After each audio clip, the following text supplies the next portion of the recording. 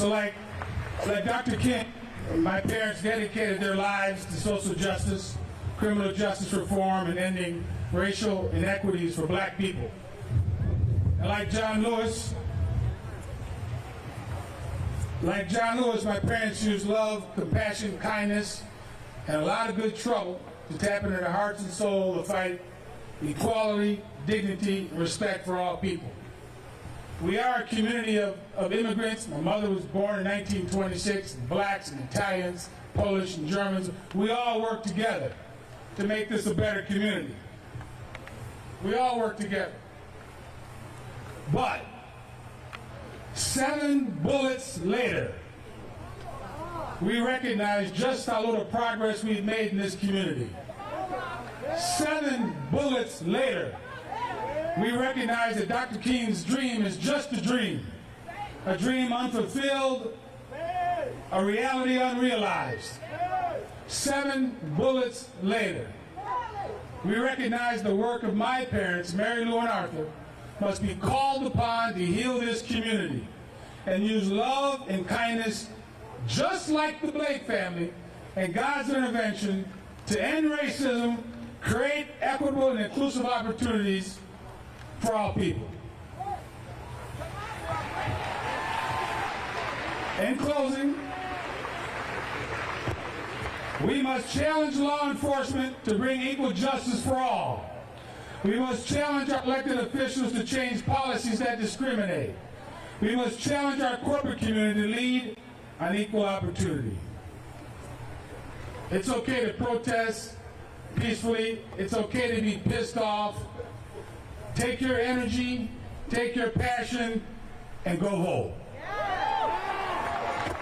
Who's here to make change today? I want to hear change now, change now, change now, change now, change now, change now, change now, change now, change now.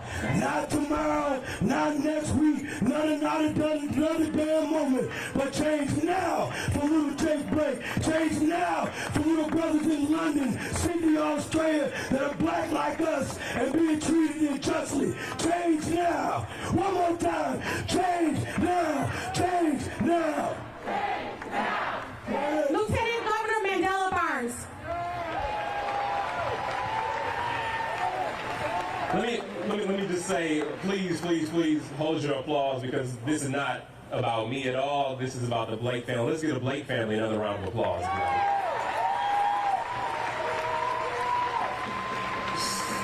So again, I'm Lieutenant Governor Mandela Barnes. I'm honored to be here. I'm honored that the family requested me to be able to come here to share a few moments. To share a few moments in solidarity, to show a few moments in love. And one thing I want to happen after this is all done is I want us to get together just like this in the happy times. I want us to get together like this when things aren't so dark and bleak. I want us to come together to celebrate, because that's how we build real movements, when we keep this sort of energy sustained. And Congresswoman talked about making sure we get out to vote, and it's vitally important that we get out to vote. However, we have to look at November 3rd as a mile marker, not a finish line. We have to keep on going, we have to keep on fighting, we have to keep on organizing until justice is won.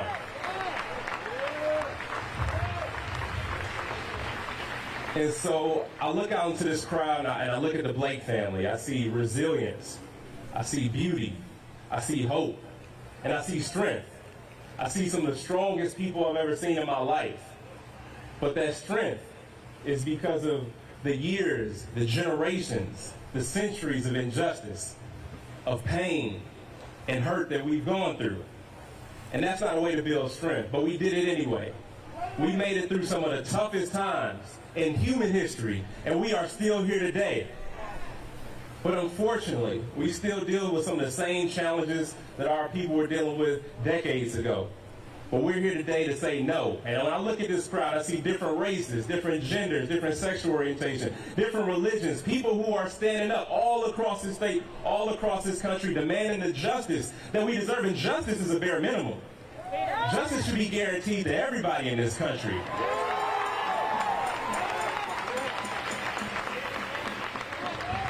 And so I have just hit my time. Oh, my bad. I thought I was getting cut off. But because I don't want to speak for a long time, like I said, this is about the family. And this is about justice. This is about making sure that people get the respect that they deserve. And I'll say one thing, too. Because if you go on the Kenosha Police website, the mission statement says, the first line is that the mission of the Kenosha Police Department is to serve all people with respect, fairness, and compassion. I don't even bring that up to boo them. I say that to say that we're not asking for much. We're just asking them to live up to their word.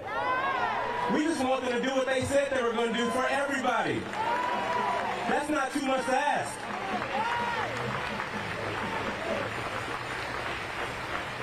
And so I know people saw some news last night. We lost one of our people who played a fictional hero, Black Panther. Feels like the worst time ever to lose Black Panther. But in his last words to Chadwick Boseman, he said as King T'Challa in Black Panther, now more than ever, the illusions of division threaten our very existence. We all know the truth. More connects us than what separates us. But in times of crisis, the wise build bridges while the foolish build barriers. And we must find a way to look after one another as if we were all one single tribe. And I want us to all remember those words because we are on that journey to justice to build that one single tribe. A nation of people who are committed to moving us forward, to tearing down those barriers and building as many bridges as possible. Now, I just want to close here because Ms. Jackson is a praying woman. I think of myself as a praying man. Sometimes I backslide, but I blackslide too. Sometimes I backslide. None of us are perfect. But in 2 Timothy chapter 1, verse 7, it says, "For the Spirit God gave us does not make us timid, but it gives us power, it gives us love, it gives us self-discipline." So I want to thank everybody for being here because we are not going away until we see justice. And I want you to know that I will be with you every step of the way. And when they ask what politicians are doing, we introduce the package of legislation. Now we have to demand that our legislators meet because the governor called for a special session Monday to take up police reform. We have to demand that the legislators respond to us. So get on the phones, get on the email, get on the internet, get on Twitter, Facebook, wherever you gotta go. I'm getting the hook now. I love y'all. I love y'all. Hold on. I know damn well y'all not gonna let this man leave the stage without giving him some love. Only hours after little Jake Blake was shot, this man to go hide in the corner, he took the mic to let you know it looked like a hit, not police work. Give it up one more time. Just so you know, because the world is watching, activist Tamika Mallory, Sterling Brown from the NBA, we were on the phone with them last night. The NBA is watching you right now. Let's give it up for the league that has been standing for justice. Other leagues were afraid. Next speakers. Okay, we're going to have Reverend L. He is the last minister ordained by Reverend Martin Luther King Jr. So please, give him a round of applause. I'm very fortunate at 81 years of age to be the only man inside the Southern Christian Leadership Conference where way back in 1966 I walked into Martin Luther King's office coming from Massachusetts, went to school at Shaw University in Raleigh, North Carolina, and I said, "Dr. King, I want you to ordain me." And that's what he did. And his wife, Coretta King, gave me a Martin Luther King watch. I'm the only preacher. And when I saw that white policeman shooting down our beloved brother, I asked, I begged, I prayed to come here to say thank you. Not for what happened with him, but thank you for each and every one of you. Remember the words of Martin Luther King. A person should never be judged by the color of their skin, but by the content of their character. Viola Liuzio, the three boys in Mississippi, I want to be able to say to you all, continue this movement. Black folk are necessary. Black people are necessary. People who love people are necessary. And I want you to register to vote. Please register to vote in the spirit of John Lewis. SNCC was founded on my campus at University in Raleigh, North Carolina. I was the one, as president of the NAACP, I gave them the keys for SNCC to be founded on the campus.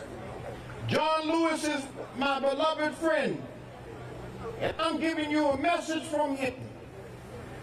Vote, vote, and take a whole lot of people with you to vote. Let me close with this. This is a story of a little boy named Theo who woke up one morning and asked his mother, "Mom, what if there were no black people in the world?" Well, his mother thought about that for a moment and then said, "Son, follow me around today and let's just see what it would be like if there were no black people in the world. Now go get dressed and we will get started." Theo ran to his room to put on his clothes and shoes. His mother took one look at him and said, "Theo, where are your shoes? And those clothes are all wrinkled, son. I must iron them." But when she reached for the ironing board, it was no longer there. You see a black woman there named Sarah Boone invented the ironing board, and Jane E. Watzliger, a black man, invented the shoe-lasting machine. "Oh, well," she said, "please go and do something to your hair." Theo ran in his room to comb his hair, but the comb was not there. You see, Walter Salmons, a black man, invented the comb. Theo decided to just brush his hair, but the brush was gone. You see, Lydia O. Newman, a black female, invented the brush. Well, this was a sight. No shoes, wrinkled clothes, hair a mess, even mom's hair, without the hair care inventions of Madam C.J. Walker. Mom told Theo, "Let's do our chores around the house and then take a trip to the grocery store." Theo's job was to sweep the floor. He swept and swept and swept. When he reached for the dustpan, it was not there. You see, Lloyd P. Ray, a black man, invented the dustpan. He swept his pile of dirt over in the corner and left it there. He then decided to mop the floor, but the mop was gone. You see, Thomas W. Stewart, a black man, invented the mop. Theo yelled to his mama, "I'm not having any luck at all." "Well, son," she said, "let's finish washing these clothes and we'll prepare a list for the grocery store." When the wash was finished, she went to place the clothes in the dryer, but it was not there. You see, George T. Simone, a black man, invented the clothes dryer. Mom asked Theo to go to get a pencil and some paper to prepare their list for the market. So Theo ran for the paper and pencil, but noticed the pencil lead was broken. Well, he was out of luck because John L. Love, a black man, invented the pencil sharpener. Mom reached for a pen, but it was not there because William Purvis, a black man, invented the fountain pen. Let me close out with this last piece.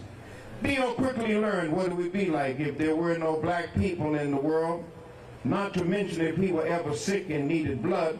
Charles Drew, a black scientist, found a way to preserve and store blood, which led to his starting the world's first blood bank. And what if a family member had to have a heart surgery? This would not have been possible without Dr. Daniel Hale Williams, a black doctor who performed the first open heart surgery. So if you ever wonder, like Theo, where would we be without us? Well, it's pretty plain to see we would still be in the dark. God bless you. What are y'all giving up? That's historian speaking to y'all. MLK's last to be blessed in being a preacher man. He lives his life like that. The next man coming up is the son of the late Fred Hampton. Anybody know who that is? I can't hear y'all. Anybody know who Fred Hampton is? Please show love to my big brother. See, what I tell y'all about is stop coming when the blood is spilled on the ground. Put the boots on the ground before that. Fred's on the ground every day with the Black Underground Recycling, feeding people, making sure the community's safe, taking care of our seniors, taking care of our veterans. So stop coming out here when blood is spilled. Come out here before that and put boots on the ground. So my man, my big brother, the chairman of the Black Panther Cubs, Big Fred. What's up, man? Yes, sir. Hey, we get this revolutionary. Hey, power to the people. Power to the people. We also got this call. We say, what's the call? Free them all. Free them all. Justice for Justin Blake. Justice for Jacob Blake. Justice for them all. Justice for them all. We got this revolutionary ritual that we do. Say heads up, eyes open, the fist clench, y'all. Heads up, eyes open, the fist clench. Right on. Right on. We honored. We honored and we humbled to be here. We got to put this case of our brother, Jacob Blake, we got to put it in political and historical context. Because a lot of people confused and it's just a case of the police that did something messed up. But we're in the time, we're in the climate right now. We clear. We got to stop being politically because we got to heighten the contradictions. Being oppressed is embarrassing. So a lot of times we try to jive ourselves about, we try to use youth in this, try to water it down. But they say alcohol is now the first step in addressing the problem, recognizing that we got a problem. Ain't no more using those softball words. We in the stage right now. They say the emperor has no clothes on. It's up front. It's terrible, but it's fine. Ain't no gentrification. It's land grab.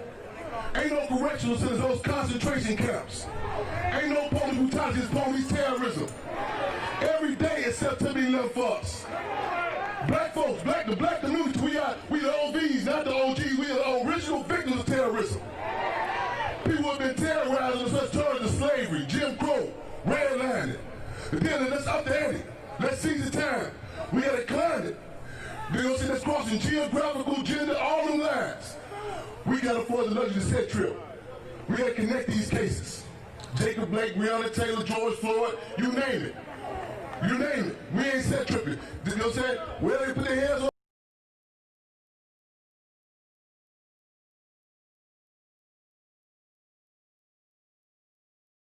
I'm Chairman Fred Hampton Jr. I'm the son of Chairman Fred Hampton, also of a crew and Jerry Foreman known as Derrick Johnson. Chairman Fred Hampton was the deputy chair of large chapter of the Black Panther Party. He was assassinated. He didn't die, he didn't pass away. He was assassinated by the federal government December 4th, 1969, along with Defense Captain Mark Clark. And we gotta start using correct terms with this here, right on? People try to relate to the deal is one of the disadvantages with us. It's a non-acknowledged war. Other communities, they at least acknowledge there's a war going down. They call them propaganda bombs. With us, they call them love and hip-hop shows. With us, they call them war guns, war games. Ain't no war guns, ain't no war games, no war drugs. It's war on our black asses. And as Minister UEP News said, if we don't fight back, if we don't organize, it can be defined as nothing less than reactionary suicide. Right on? Let me say this before we head out. We got to distinguish the difference. There's a difference between a riot and a rebellion. When somebody get locked up, they ain't say locked up, they say he got kidnapped. Ain't no what's his bond, what's his ransom? A war is two occupying armies. You suit up and you boot up, you get out and get down. A revolution, you gain the massive participation of the masses of the people. Right on? Ain't no neutral position in this war that's weighs on us. Ain't nothing this shit to all this striking the fence. Everybody got to play some role. So we got them out there. If you sing, we say 20 of us and sing, but some others you throw some bling bling. If you rapping, poets, whatever, on the streets, whatever. You know what I'm saying? And we did this here. Hey, voting ain't gonna get us about this shit. The movements come from the ground up, not from the top down. Let's keep that heat on the streets, y'all. Let's get the heat on the streets, man. Real talk. What's making the response happen out here? The people. Also, it's up there, goddammit. Hey, we say black power matters. Black power matters. The power to determine the lives of racism. Goddamn, what's the basic, the blatant contradiction? This brother got in went up with Jacob Blake as opposed to this white boy walking down the street strapped up. What's the difference? Well, he's a Capricorn or an Aquarius like this. What's the difference? He's a registered voter? No, we ain't racist, we realists. We got to call this shit out, man. Acknowledge it. Ain't no war on drugs, no war on guns, no war on gangs, war on our black ass, y'all. And again, we got to say what the Sandinista and say Latin America. The will of the people is greater than the man's technology. We know we're going against all odds. They said, man, they gonna kill y'all, y'all gonna go down there. They killing us already. Well, Malcolm X said we ain't got nothing to lose up our change, y'all. Let's keep the heat on the streets, y'all. Revolutionary love, respect to the family of Jacob Blake. You know what I'm saying? Revolutionary love, respect to the community. Because Ministry of People say about the people, revolution is impossible. I'm honored, we honored. On behalf of Black Panther Party Cubs, the community, the Hampton family, and we stand in solidarity, y'all. Right on? We got differences amongst us out here. We have differences. But I'm going to say this in closing. The Black Panther Party said differences amongst the people are reconcilable. However, differences between the people in the state are irreconcilable. Right on? Right on? What's it called? Free them all. Free them all. Justice for them all. Justice for them all. Power to the people. Free them all. Hold up. Get that up for the chairman. Fred Hampton Jr. Give it up for the chairman. Black power. Black power. Black power. Black power. Black power. This is my brother, Little Jake's daddy. Spoke incredibly in D.C. The time is now. Get your butt up off the couch. The time is now. It's 2020. We need unity, not division. Assalamu alaikum wa rahmatullahi wa barakatuh. Bismillah ar-Rahman ar-Rahim. Alhamdulillah Rabbil Alameen.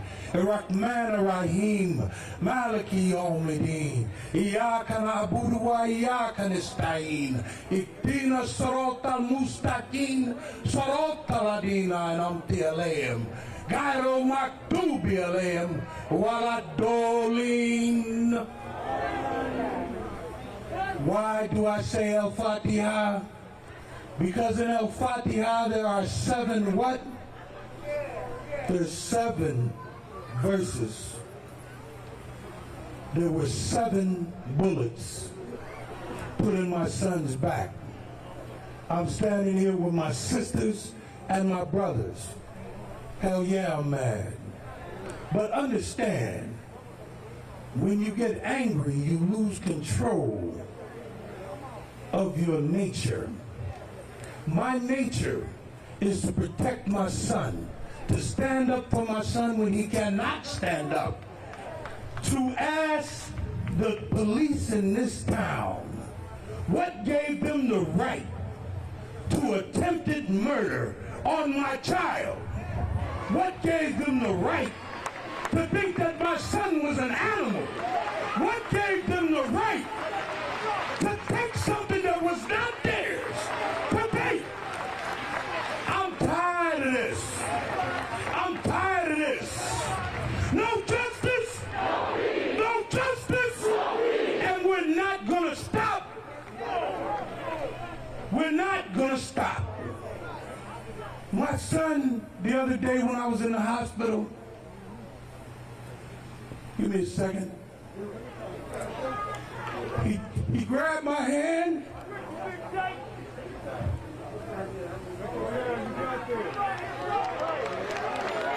He squeezed my hand. And he said, Daddy, I love you.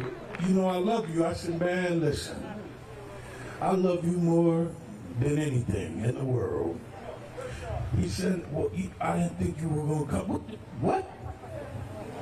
Man, I got in the car, y'all, and drove all night. Then my baby said, Daddy, why did they shoot me so many times? I said, baby, they weren't supposed to shoot you at all. I know there's a lot of parents out here in this crowd. You cannot imagine what it feels like to look at your baby paralyzed from the waist down, shackled. Shackled. Where was my son going? They already put him in the bed. What was the shackle for? You understand that chattel slavery was the most diabolical thing committed on brown-skinned people in the history of creation. We suffered and still suffer because there's two justice systems. There's one for that white boy that walked down the street and murdered those two people and blew that other man's arm off. And then there is a justice system for mine. That justice system for us does not work out too well for us. We are 13.6% of the total population of this country, and 87% of us are of the jail population. Now, until somebody explains to me why it is seen that we are the most recipients of the government aid projects and whatnot at 13.6%, it's mathematically impossible. So don't look down at yourself, brown people. Do not believe the lie. They've been lying long enough. They've been lying long enough. You stand up and be proud of yourself. You be proud of the black suit you put on every day. You be proud that you are brown. You be proud that it's hard on us. You be proud that we have gone nowhere. We're still here and we stand strong.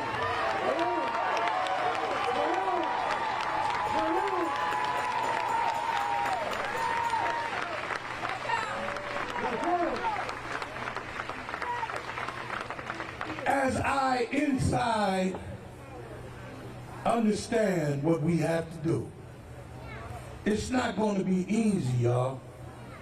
But there doesn't need to be any more Georges. We all have a knee on the back of our necks. Every day. Every time they look at you strange when you walk into a store, you know the feeling.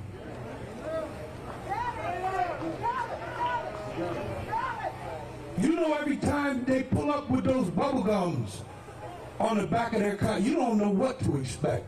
But see, my counterpart, Caucasian brothers and sisters, you are with us and we love you. We love you. But understand, until you put on this brown suit, you will never understand the fear of the bubblegum lights. But we understand that we would still be in chains if it wasn't for some white people that looked out for us to get us out of that bullshit they had us in. And people, good people of this city, understand, if we tear it up, we have nothing. If you tear it up, then we'll have nowhere to go. I don't want you all to be homeless. I don't want you to be storeless. I don't want you not to be able to buy your sons, daughters, and grandbabies the food and the milk that they need. Do me a favor. My nation is asking you. Stop it. Stop it. Show them for one night. We don't have to tear up nothing for one night. Because it's not going to do any. See, they brought these cats in over here, back behind that fence, to put a cap in your ass. That's what they're here for. I don't want no caps no more. I want no caps no more. I want no caps no more. That's too easy for them. Why make it easy for them? They know how they feel about us. They show us every day. We're going to show them something different. We're going to stand together. We're going to unite. Hold this, sister. I'm going to stand. Hold this. I got to put this up in the air. I want everybody to raise their fist. And I want you to look at your fist. When your fist is clenched, it's a mighty weapon. It's a mighty weapon. We're clenched together. We stand here together. No justice! No peace! No justice! No peace! I love everyone in this crowd. I can feel your love. We need to capitalize with love, baby, because they can't beat us. They can't defeat us. They've been trying to kill us a long time. But you have to deal with the reality. We know how they're coming. And we're ready for you, baby. If you want it, you can get it. If you want it, you can get it. But we are not going to stop going in the right direction. We're not going, we're going to the top, y'all. We're going to the top. We're going to make legislation happen because that's the only thing that they recognize. One person, one vote. We're going to say that 10 times. One person, one vote. One person, one vote. One person, one vote. One person, one vote. One person, one vote. One person, one vote. One person, one vote. No justice. No peace. No justice. No peace. I love you all. The president said has done more for black people than anybody. Well, the test results came back, and that is a damn lie. Black people have been doing more for black people than anybody. I said President Trump has said that he has done more for black people than anybody. Well, the test results came back. President Donald Trump, the test came back. That is a damn lie.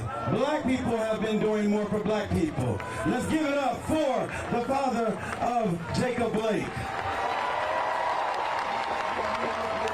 Yes, we need Nakaya.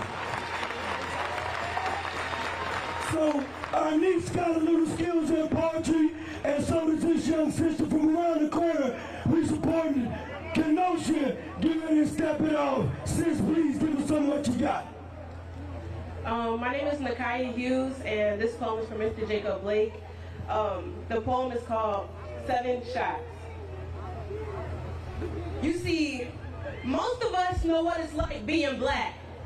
So much that we can feel them 7 shots the cop put in his back. I said, most of us know what it's like being black. Police brutality ain't no opinion. For us, it's just a fact. Let's see. When you get pulled over, were you trained on how to act? Put your hands where they can see them.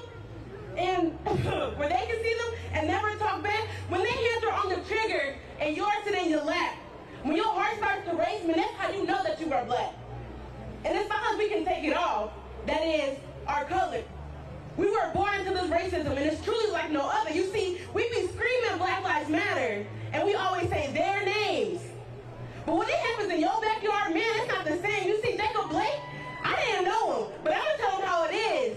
Why was it 7 shots in the car with his kids? Yeah, I said 7. That's why we out here protesting. He was fighting for his life, but he alive, and that's a blessing. To protect and serve.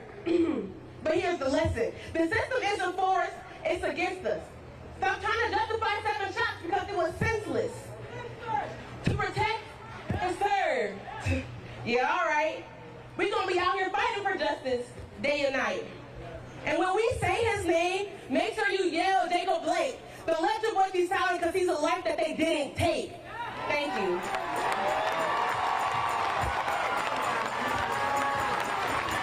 We got somebody here from Chicago, from WTCI, a poet that everybody knows. My man again, I see him in Inglewood. I see him on the west side. He ain't wait for little Jake Blake to get shot 7 times in the back. He puts in work, and the man's name is Black Ice. Say it loud. Say it loud. I can't breathe. Get your knee off my neck. I can't breathe. I said, get your knee off my neck. 400 years of disrespect and inequality, and it's bothering me. But you ain't listening. The only time you seem to pay attention is when I break something. But you're too blind to see that this is live on TV. Unscroll the line, straighten the antenna. Let's go back to 1619 Virginia, America.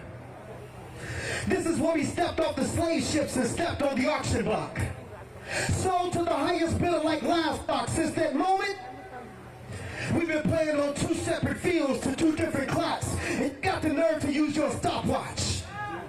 How am I ever going to catch up to you when you've had a 400-year head start? Back then, you made it unlawful for me to read. And now, you're trying to make it unlawful for me to breathe. Get your knee off my neck. I can't breathe.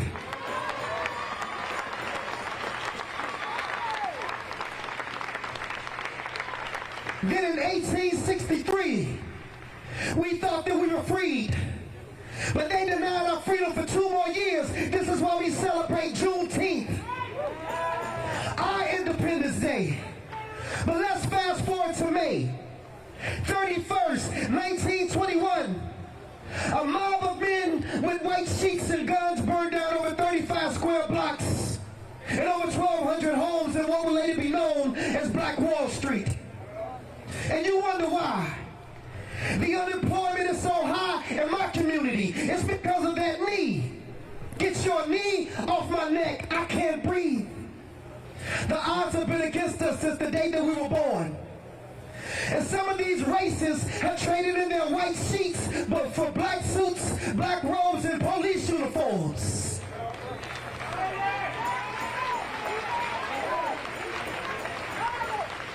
I said the odds have been against us since the day that we were born. And some of these races traded in their white seats for black robes, suits and ties, and police uniforms. Let me clarify. All cops are not bad cops. But when you stand there and watch, look at your watch while 8 minutes and 46 seconds go past. 7 shots in the back, knee on the neck, I can't breathe, and the crime is being committed, then the good cop becomes just as guilty as the bad cop.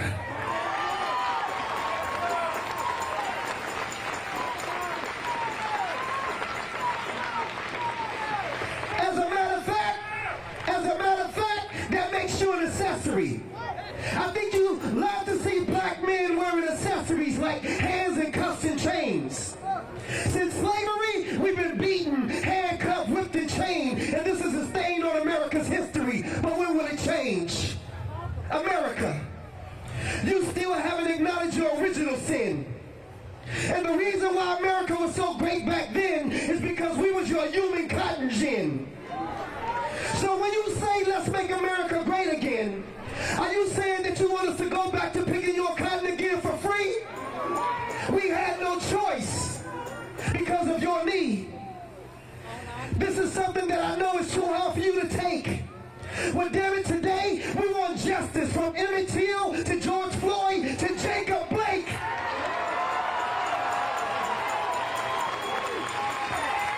Get your knee off my neck. I can't breathe.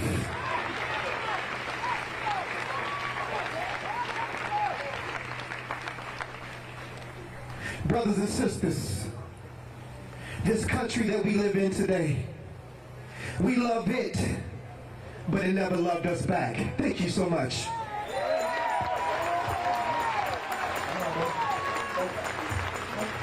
Hi, we're going to bring next to the stage Brother Ron Gaston. Hello, everybody. First thing, let's give God a praise that Jake Blake is still living on today. Come on, somebody, let's give God a praise. He's the one that gives life. He's the reason that we live, move, and have. Come on, we can get louder than that. Come on, what the enemy meant for bad, God turned it around for the good, and we're thankful today that he is alive, and God doesn't do anything halfway. We're believing God for full recovery. I'm his cousin, Ron Gaston from Michigan City, Indiana. It's been, and I'm a pastor in Michigan City, and I believe in the scriptures, and I believe what they declare, and I believe when the Bible said all things work together for the good to them that love God and to them that are called according to his purpose. I believe that. But when this happened, when I watched what happened to George Floyd a couple months ago, and then what happened to my own little cousin, the question came to me, how is this going to work together for the good? How is my cousin being shot in the back going to work together for the good? Well, I'm looking around at me right now, and I see how what has happened is working together for the good. People are coming together for one common bond and one unity so that we may be able to see justice prevail in this case. See, there's two words that came to mind that I believe are Siamese twins, and these words are righteousness and justice. The word righteousness denotes God's moral standard of right and wrong, what is right and what is wrong. And justice is the equitable application of God's moral standard before man. And what we've been seeing has not been righteousness, and it has not been justice. So we are here today, and I speak on behalf of the Blake family to let you know that we are standing and we will not sit down until something is done about what's going on in the United States. We will not sit down. We will not take cover, but we'll be standing forth and standing up front in the front line. But what's powerful about it is that what has happened to my little cousin, what has happened to George Floyd, God has taken the foolish things of this world to confound the wise. And the very attack and the very plot that has been placed on a group of people, the same people that plotted are now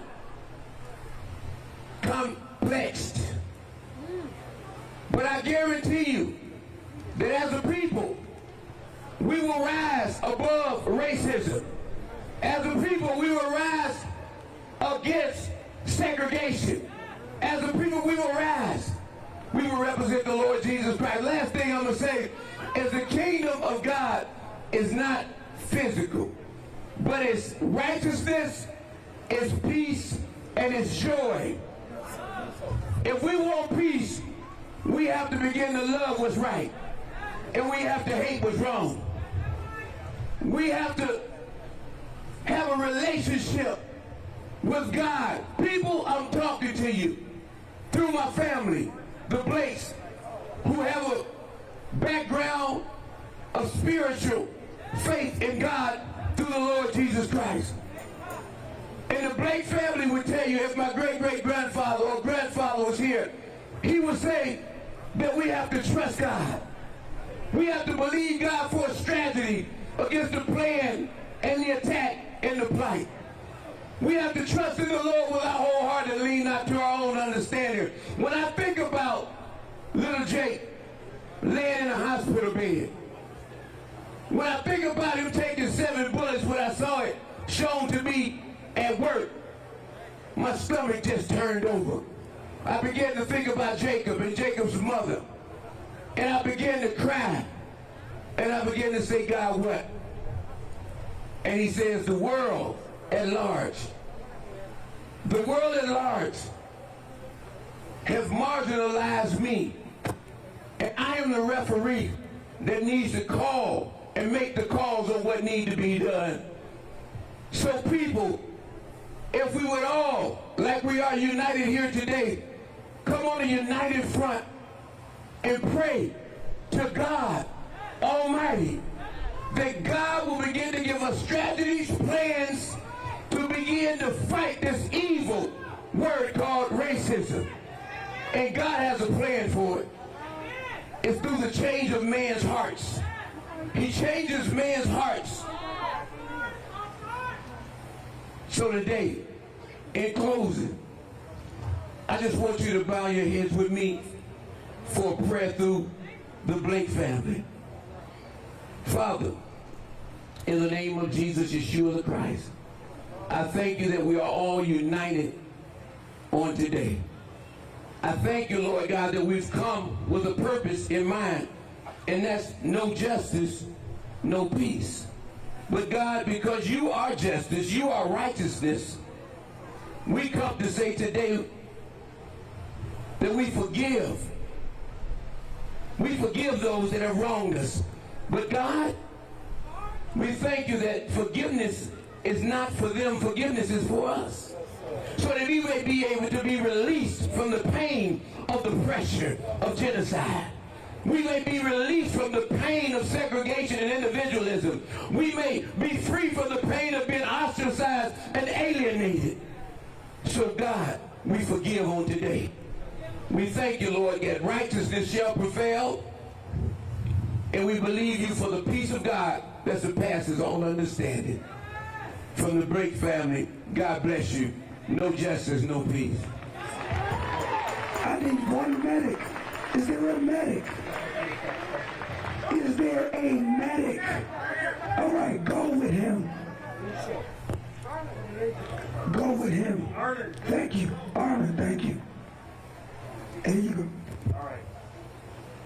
We are going to be wrapping up soon. We have a few more speakers. We thank everybody for being here today. We are just making sure that we are being consistent with time and safety. We do have a curfew tonight, so I'm going to turn it back over to Justin. Assalamu alaikum, everybody. As you know, I'm standing strong as a Muslim, but my father was a Christian man, and he believed in working with everybody. My Uncle Stanley's going to come up here from the North Russian Ensemble Choir. The Reverend Jacob S. Blake that marched with King 3 times allowed these young people that were kicked off the campus of Northwestern to have a home at the AME Church. So we just want to say a little song real quick. We got a couple more people. You know what? I know it permits over a while, but I'm not really thinking about that. I want to keep this love flowing. How's this love feel out there? How's this love feel out there? I thank my Amish brothers for being here to come see about little Jake Blake and to show some love. So it shows that this is international, interreligious, and has more to do about humanity. Take a listen to this. Big brother, love your flag. Step that way just a little bit, big family. Thank you.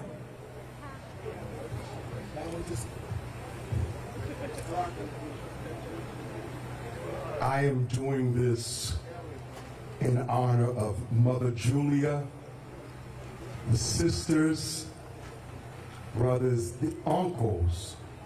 But because Pastor Blake was my spiritual daddy when I was in college, and he gave us a home, we can't go any further without honoring a woman who made it all possible. And that's Mother Patricia G. Blake. That's Jacob's grandmother, who resides on the south side of Chicago, and she really wanted to be here.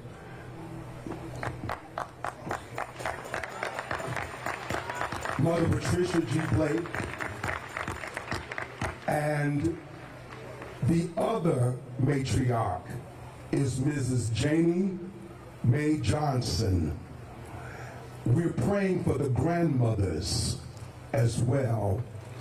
I want to share this so that the police will hear and the legislative leaders of our town. Grandmother Blake wanted to come, and she still wants to come to see her grandbaby, and they wouldn't allow her. Let us pray for the healing for this family. And so I sing for you. Don't be discouraged. Joy comes in the morning. Know that God is nigh. Stand still and look up. God is going to show up. standing by. There's healing for your sorrow, healing for your pain, yeah, healing for your spirit. There's shelter from the rain. Lord, send your healing. For this we know there is a God in Gilead. Oh yes, he's healing for this nation. There is a balm in Gilead. Oh, he'll feel your pain and he'll see your tears. There is a balm in Gilead to heal our souls, healing for your souls, healing for your souls. Help me sing that. Healing for the soul, healing for the soul, healing for the soul, healing for the soul. Oh Lord, healing for your soul. Let's continue to pray for the healing of the Blake family, the healing for Kenosha, and the healing of this land. Lord, send your healing.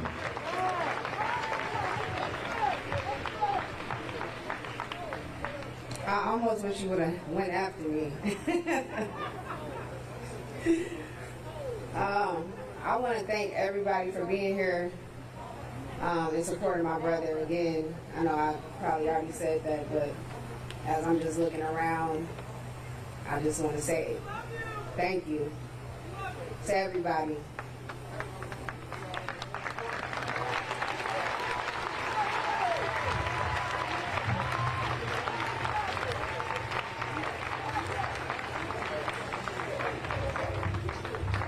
The other day I shared a poem with the Panthers at the hotel, and I couldn't leave today without sharing it with you too.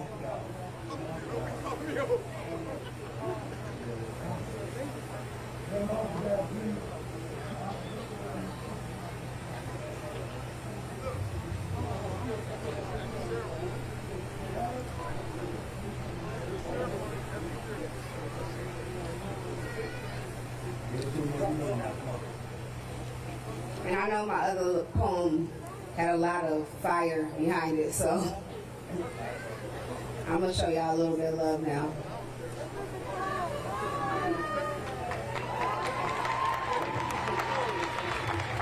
This piece is called Black Like That. What they say? I like my men like I like my coffee, black. I like my men dark, dark black. Nappy head, old dirty bastard black. Like, ooh, he's so almondy, smooth chocolate black. That darker the berry, the sweeter his juice is black. So black his pearly white smile shines like a diamond in the rough black. Pulling you in like a fly trap black. I like my man black like a panther. Huey P. Newman, Marcus Garvey black. That's right. That's right. I like my man that float like a butterfly and sting like a bee black. That strong as an ox, Mandingo black. That pot calling the kettle black. Not that in-house, nah. I want that field, nigga black. That Kunta Kinte. I'm sorry. I'm gonna start again. Not that in-house, nah, I want that field, nigga black.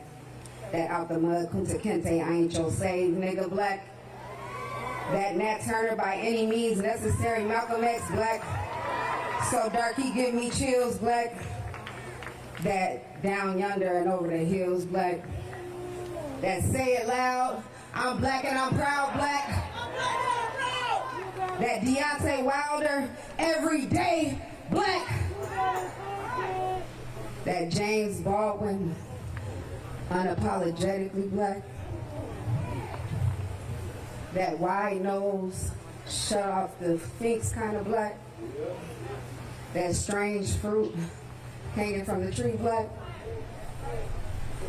That Emmett, that Trayvon, that Mike Brown, that Philando Castile, that Jacob Blake black. That if I ruled the world, I'll free all my sons black. That we go way back like 4 flats back.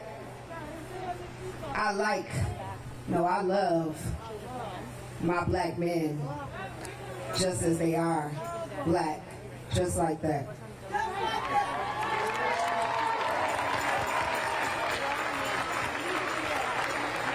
We need to give my sister a round of applause. She is definitely the message that she brings. There's no question. My name is LaTanya Fort. I am the oldest daughter of Jeff Fort, Chief Malik, Imam Malik. He sent his regards to the family. We are family. We want to give them peace, stand near them as much as we can, support them. May Allah make it easy for them. May Allah make it easy for all of us. We need peace. We need to show peace to each other. We need to show peace to Kenosha because they need that peace because they're going to have to pay up. Assalamu alaikum.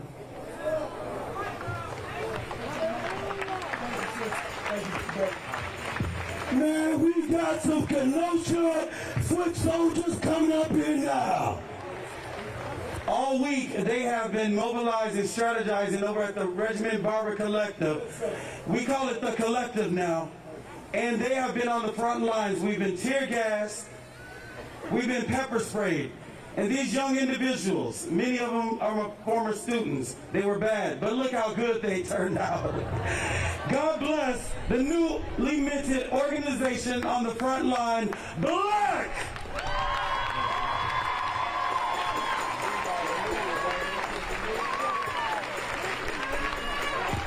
Thank y'all.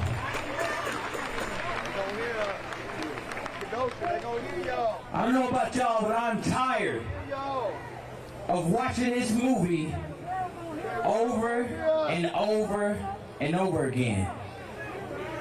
It's a badass movie too, it's terrible. I'm tired of it being played on TV all across the world. I'm tired so much of this movie that I'm starting to lose focus. And focus is important. You see, America is starting to lose its focus. Because all week, I've been up here organizing with these young men and women, helping them to put this organization in place with the support of the Black Lives Matter Global Network, Color of Change, and other national groups. I actually feel kind of bad speaking because I'm an organizer like Virus and I'm supposed to be behind pushing forward, but they told me to go ahead and speak, so I chose to do that. The thing is though, when I say that we're beginning to lose focus, I'm talking about the reason why we out here. A black man was lynched on Sunday. He survived, but we starting to lose focus of that, right? We got more focus on these buildings that don't breathe, they don't have a heart, they don't have a mind, they don't think, they don't do none of that. They just sit there. And our focus is being pushed towards that. They're saying that these young men and women have been violent. That too is a lie. We wouldn't be here if the police weren't violent. That's why we out here right now.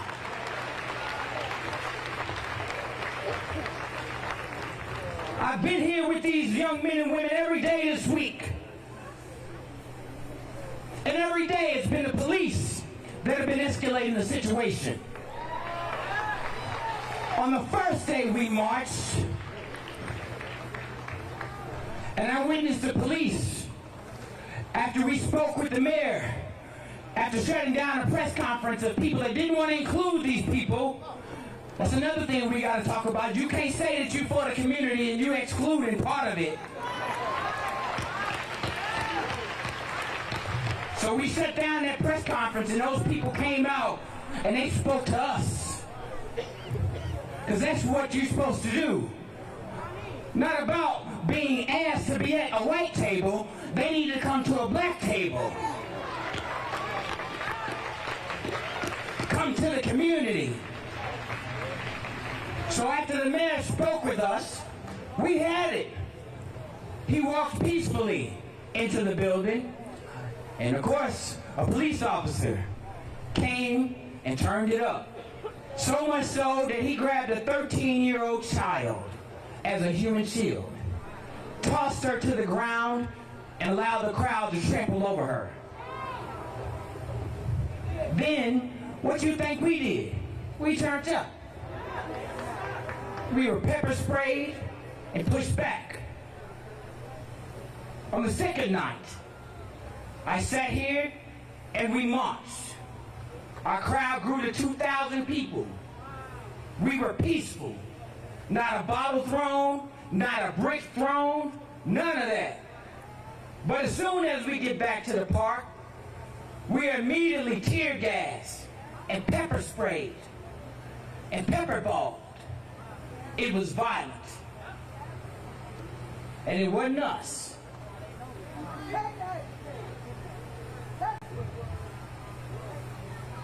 And then the third day, we marched, and it was peaceful. We returned back here to this park here, and our group said, we going home. And what do you think they asses did? They came outside. And of course, everybody went over there to them. They came out when they were not needed. That's the same night that this coordinated effort, because that's what it was, y'all. This wasn't an accident that happened on that third night. That needs to be put out there. Began to push this crowd towards these white supremacists that they had just thanked, that they had just appreciated, that they had just shook hands with. I actually saw them as I was heading out of town at the gas station. They sat out there with bats and said, maybe we should go have some batting practice. So y'all know I got a car that got a little bit of bass in it, so I turned my windows down.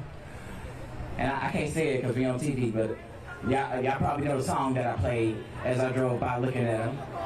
Because we was all up here, and if they was going to have some batting practice, they could have came up. But they chose not to. Because we didn't know what was planned ahead. So the police come out in force, they angled themselves across this here in Civic Parkway. They came out with those Bearcats that they had been using previous nights before, like they was playing Grand Theft Auto, shooting just peaceful people that were walking by, because they don't get to use those things. The federal government gives those things, and so they was having fun with it too. People were just walking by, and they were just shooting people with pepper balls. People didn't even have signage, none of that. But they angled the crowd towards their barricades and a fire. So these two people, these two opposing sides, was closed in. And unfortunately, we lost 2 people. Now, like them buildings, those lives cannot be brought back. So I'm gonna let Portia speak because again, I'm an organizer, and what's important for me is to let the people who have been on the streets lead. She actually knew the people who lost their lives for this cause, and it is important that we also say their names. So I'm gonna let this black woman who's been on the front line with her black body speak for the citizens of Kenosha.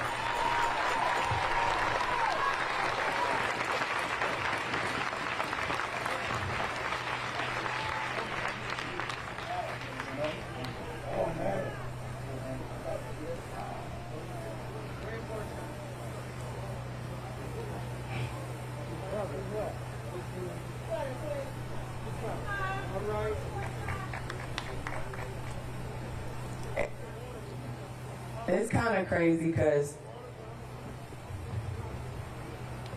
the two guys we had, they were out here the last time with us too when we were marching and protesting for George Floyd. Good guys. One I knew personally because every day since Sunday I've been out here. I was out here at night though, twice. I don't know if a lot of people was here, but I was the only female by myself, right there, getting pepper sprayed, bottles thrown at the back of my head, fireworks hitting my face, everything, by myself. Not one man stood next to me.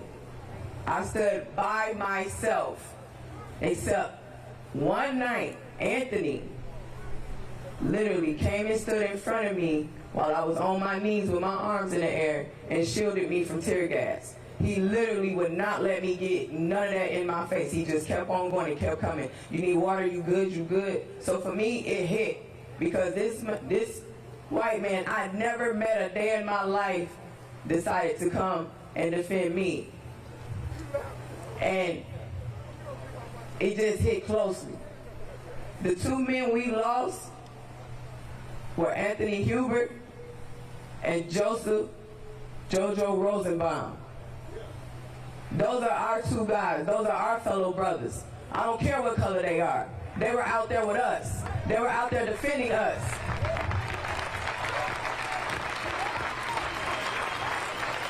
And we want everyone to show support to their families and everything. That man left behind a beautiful little girl. They have,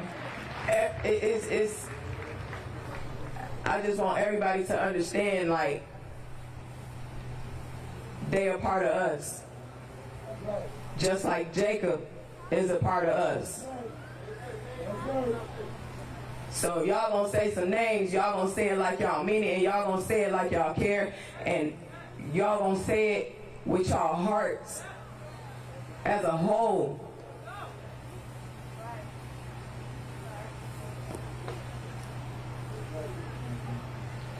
So when I say his name, we gonna do Anthony first.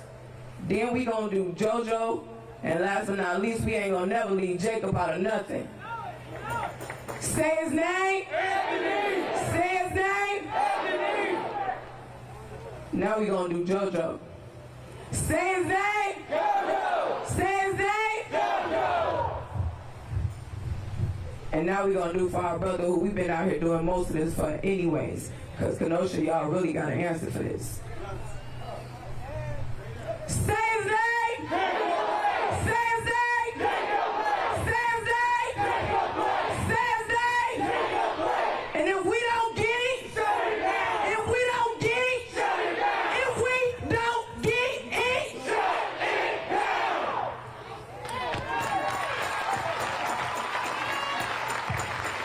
We love them. You know how you go to Facebook and get new besties? Those are some of the Blake family new besties. So y'all heard a lot of speakers today, and I gotta tell y'all who's coming next.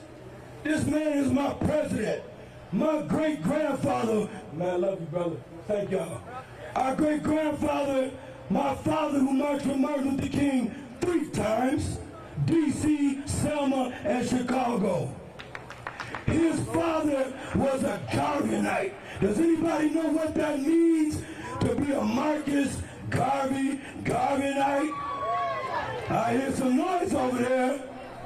So it ain't pretty to where we come from. You heard a lot of niceties. But I'm going to tell y'all, you need to put your seatbelt on, because my president don't parse words. It's not pretty, the lives that we have to lead under this quasi-slavery that we live in. And so you're going to hear about it from a different perspective today. We came to bring y'all speakers from all over this country. And I damn sure was going to bring my president, because I'm proud to serve under him. And Isaiah Mortimer, Division 401 out of Chicago. Please come visit us. Get a card. You want to be active? Get a card. Be something that's international. Marcus Garveyites are all over the world. So, I'm going to leave this mic and y'all put y'all seatbelts on, because this man I'm getting ready to introduce our president that we serve under. And the problem is, take your damn tags off. Take your titles off. Be willing to just serve. I'm a soldier. I got a president. I'm going to make sure he's successful. Belong to something. Become a member of something. Hold on to your damn seat. My president going to heat up this mic.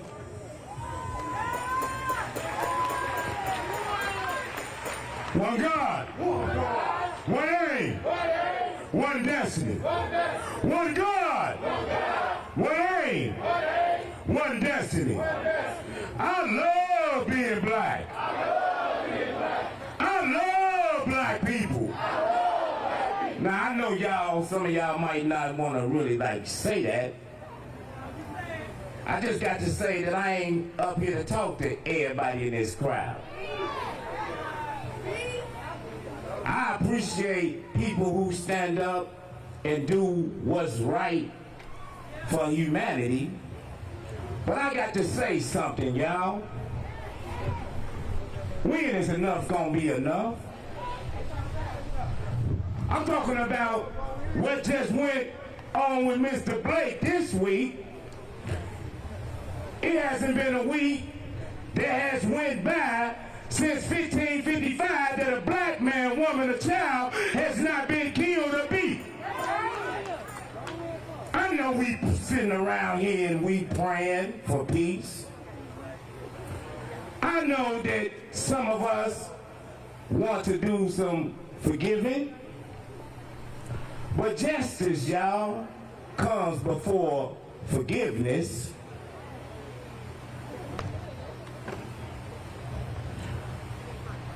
Black man, it's time for us to stand. It's not time for us to ask for somebody else to take care of what's ours. And what's ours is our children, our women, and our family. Any man who is waiting for somebody else to come in and save him is not a man. Time out for you killing us. And we just have to sit back and we just have to accept it. You tell us how to behave when you taking our lives. The black man is worth something. His life is worth something. And I got to say, God damn it, if you kill one of ours, it's time for us to kill one of yours. I know everybody don't want to hear that. But damn, why we the ones got to keep burying ours?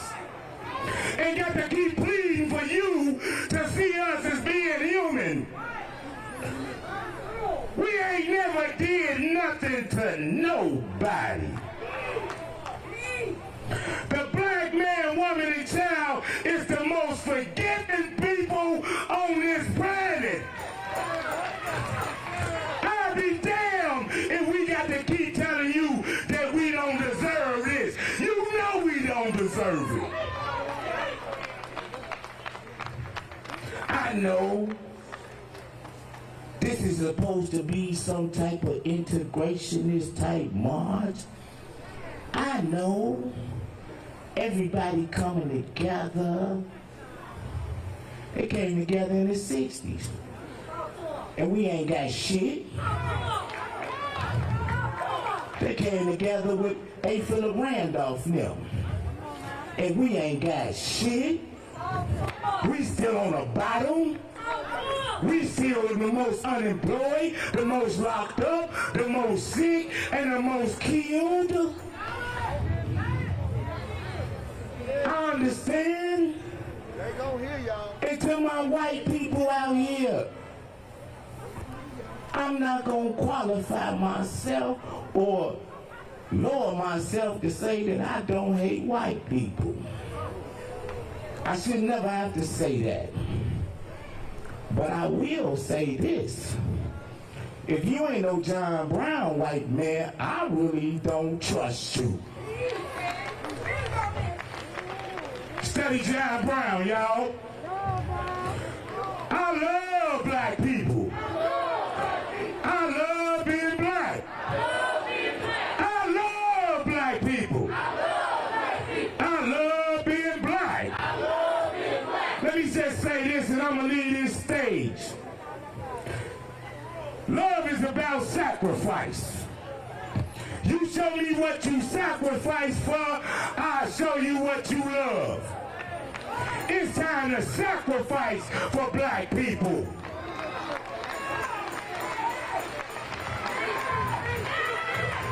It's time out for us the only ones to be dying. I'm tired of us dying. I realize that we got 3 type of men out here, and I'm talking to mine. I'm talking to black men. Because when a black man show up, everything gonna change.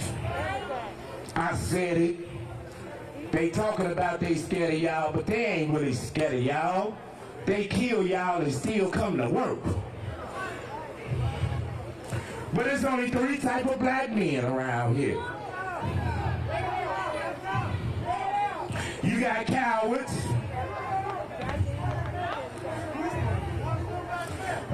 Whoever's praying makes y'all see him, y'all need to beat his ass. It's 3 type of men out here.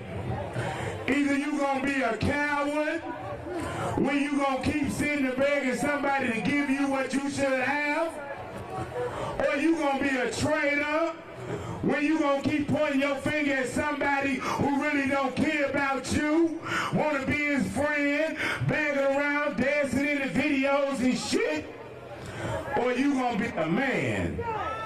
It's time for the black man to stand, y'all. It's time for the black man to stand. Black man stand. We standing, brother. We standing. Black love. Black power. Hold on a minute.